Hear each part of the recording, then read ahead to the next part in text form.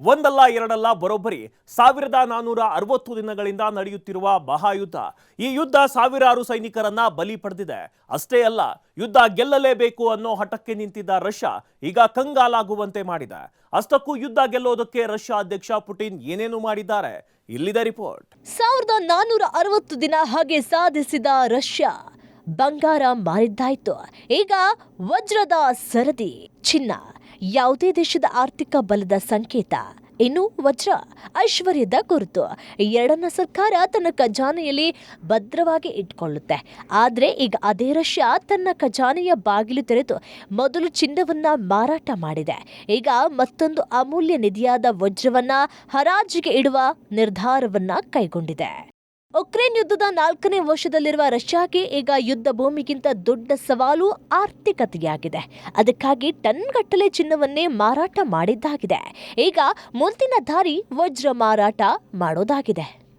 ರಷ್ಯಾದ ಹಣಕಾಸು ಇಲಾಖೆ ಹೊರಡಿಸಿರುವಂತಹ ಅಧಿಸೂಚನೆಯ ಪ್ರಕಾರ ಸೆಪ್ಟೆಂಬರ್ 9ರಂದು ಮಾಸ್ಕೋದಲ್ಲಿ 2.16 ಗ್ರಾಂ ತೂಕದ ಅಮೂಲ್ಯ ವಜ್ರವನ್ನು ಹರಾಜು ಮಾಡಲಾಗ್ತಾ ಇದೆ.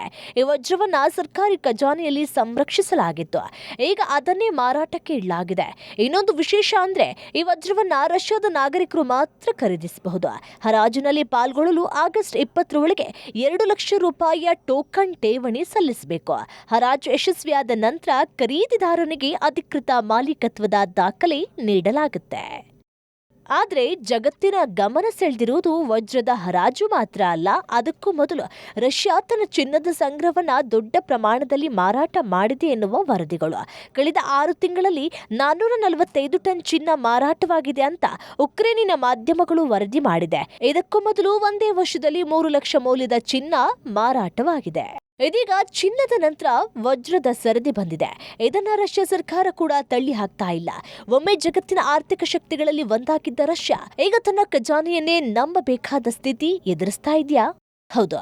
ಇದಕ್ಕೆ ಕಾರಣ 2022ರಲ್ಲಿ ಉಕ್ರೇನ್ ವಿರುದ್ಧ ಯುದ್ಧ ಆರಂಭಿಸಿದ ಬಳಿಕ ರಷ್ಯಾ ಮೇಲೆ ಪಾಶ್ಚಾತ್ಯ ರಾಷ್ಟ್ರಗಳು ಕಠಿಣ ಆರ್ಥಿಕ ನಿರ್ಬಂಧಗಳನ್ನು ಹೇರಿದ್ವು.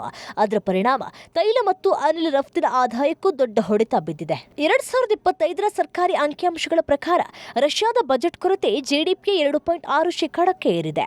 ಇದು 2020ರ ನಂತರದ ಅತಿ ಹೆಚ್ಚು ಮಟ್ಟ ಎನ್ನಲಾಗ್ತಿದೆ. ಇದೇ ವೇಳೆ 2025ರಲ್ಲಿ ತೈಲ ಮತ್ತು ಅನಿಲ ಆದಾಯ 24% ಕುಸಿಯುವ ನಿರೀಕ್ಷೆ ಇದೆ. ಇದೆಲ್ಲದ ನಡುವೆ ಉಕ್ರೇನ್ ನಡೆಸ್ತಾ ಇರುವಂತಹ ಡ್ರೋನ್ ಮತ್ತು ಕ್ಷಿಪಣಿ ದಾಳಿಗಳಲ್ಲಿ ರಷ್ಯಾದ ತೈಲ ಮತ್ತು ಅನಿಲ ಸೌಲಭ್ಯಗಳಿಗೂ ಹಾನಿಯಾಗ್ತಾ ಇದೆ. ಯುದ್ಧದ ವೆಚ್ಚ ಒಂದೆಡೆ, ಆದಾಯದ ಕುಸಿತ ಮತ್ತೊಂದೆಡೆ, ಎರಡೂ ಸೇರಿ ರಷ್ಯಾದ ಆರ್ಥಿಕತೆಗೆ ಭಾರಿ ಒತ್ತಡ ತಂದಿದೆ.